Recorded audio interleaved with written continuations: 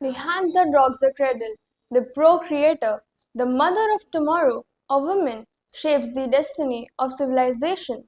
Such is a tragic irony of fate that a beautiful creation, such as a girl child, is the gravest concern of humanity. Jai Hind everyone, my name is Abhivekti Pandey and I am here to present a lecture on a crucial topic, women empowerment. Women empowerment is the need of the hour. It's about inherent value and providing women with the opportunities and support they need to thrive. Empowered women can significantly contribute in the growth and development of their family, nation, and community. They can also bring up the cycle of poverty, healthcare services, educational outcome, and drive economic progress. As women are more financially independent with increased participation in the entrepreneurship and etc. Schemes like Mahila Shakti Kendra and Stand Up India promotes women empowerment and economic progress.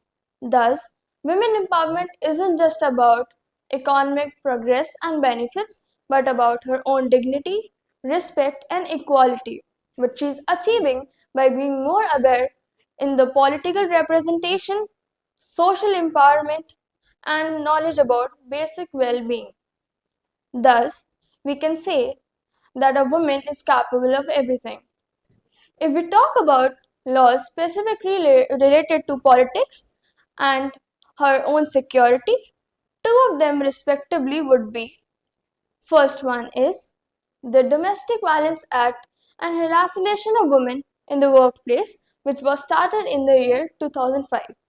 The second one is the Reservation Act, which was started in the year 2013, which states that one-third of seats will be reserved for women in the Lok Sabha and all other state assemblies.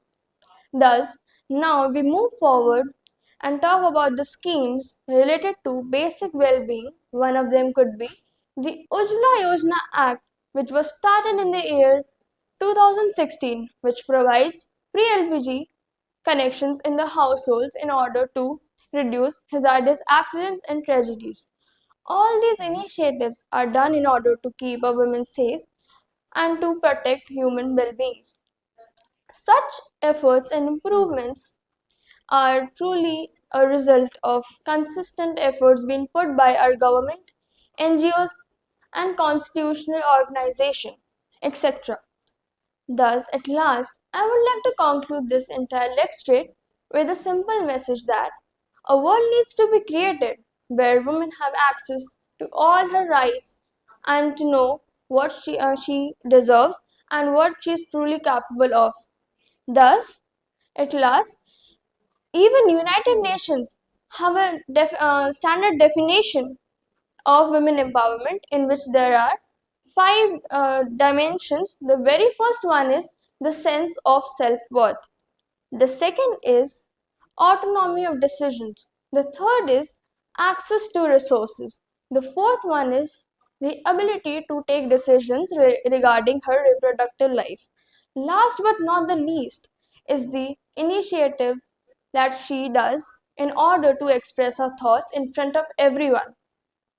And by this, all these components are established for gender equality, social welfare, and to make her realize that she is not someone a person should be truly abysmal about.